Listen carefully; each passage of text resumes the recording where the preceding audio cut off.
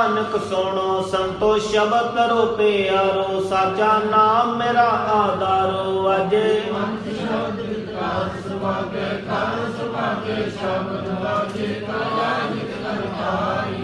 ਪੰਚ ਦੋਤ ਤੁਧ ਵਾਸੇ, ਕੀਤੇ ਕਾਲ ਕੰਟਕ ਮਾਰਿਆ।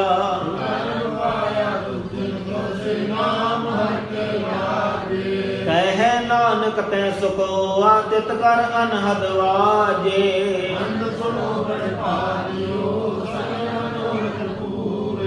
ਪਾਰ ਬ੍ਰਹਮ ਪ੍ਰਭ ਪਾਇਆ, ਉਤਰੇ ਸਗਲ ਵਸੂਰੇ।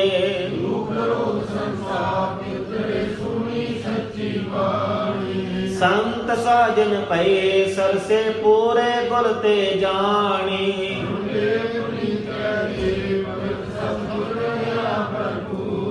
ਬਿਨਵੰਤ ਨਾਨਕ ਗੁਰ ਚਰਨ ਲਾਗੇ, ਵਾਜੇ ਅਨਹਦ ਤੁਰੇ ਸਲੋਕ। ਪਵਨ ਗੁਰੂ ਪਾਣੀ ਪਿਤਾ,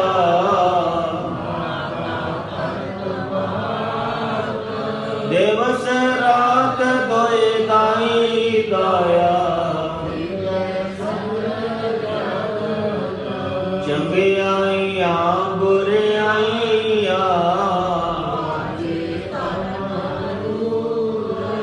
ਕਰਮੀ ਆਪੋ ਆਪਣੀ। ਜਿਨੀ ਨਾਮ ਤੇ ਆਇਆ, ਨਾਨਕ ਤੇ ਮੁਖ ਉਜਲੇ।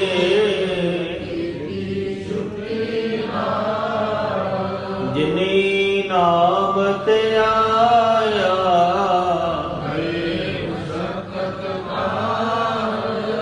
ਨਾਨਕ ਤੇ ਮੁਖ ਉਜਲੇ।